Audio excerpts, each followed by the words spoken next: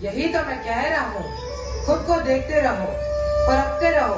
कोई विद्वान मिले तो उनसे पूछते रहो, अपने शिक्षकों से मार्गदर्शन लेते रहो। क्या मैं सही जा रहा हूँ? क्या मैंने सही किया? अब मुझे आगे क्या करना चाहिए? परंतु मार्गदर्शन कौन देगा? विदुर, हाँ विदुर, जो अपनी समझ से निर्णय लेता है, ना किसी पुत्र की भावना से, ना किसी लालसा से और ना किसी मोह से।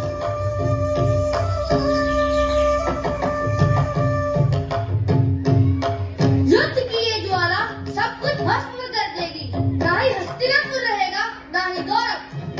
कभी कभी सोचता हूँ कि राज्य का मोह इतना अंधा कर देता है कि पिता भी न्याय भूल जाए। सावधान! महाराज धृतराष्ट्र पधार रहे हैं।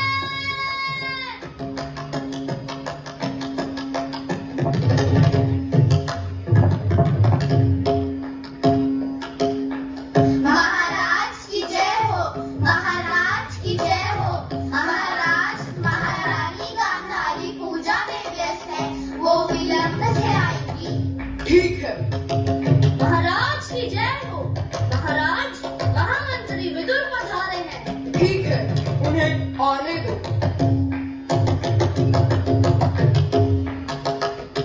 प्रणिपात ज्येष्ठ। आओ विदुर, कहो क्या कहना चाहते हो? युद्ध की चीखें तो सुनाई दे रही होंगी आपको। आपके पुत्रों का अहंकार अब रक्त की धारा बहा रहा है। या अब भी आप मौन रहेंगे?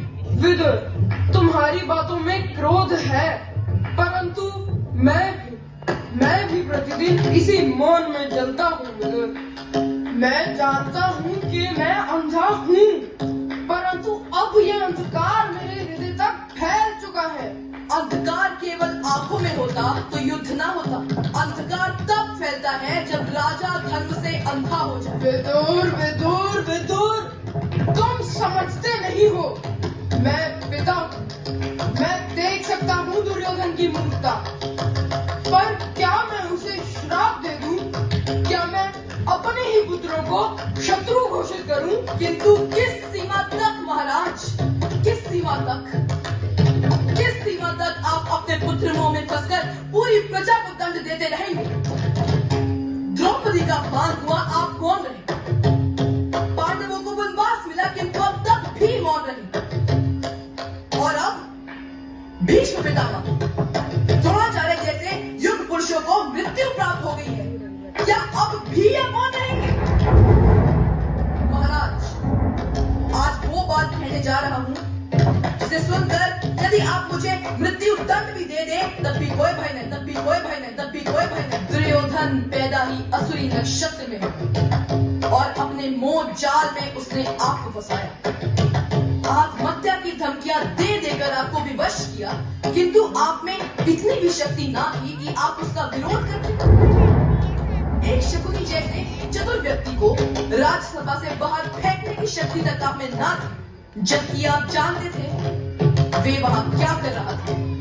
आपके निर्णय कभी राजा वाले रहे नहीं, कभी भी नहीं। आप तो केवल एक दुर्बल पिता ही बनकर। तुम हमेशा मुझे ही दोष क्यों देते हो? द्रोणाचार्य थे, कृपाचार्य थे, भीष्म थे, सभी मौन थे, क्योंकि वह सब भी विवश थे। और मैं भी विवश था विदुर, मैं भी विवश था। नहीं राजन, कदापि नहीं। आप विवश नहीं थे, आप स्वार्थी, स्वार्थी, स्वार्थी।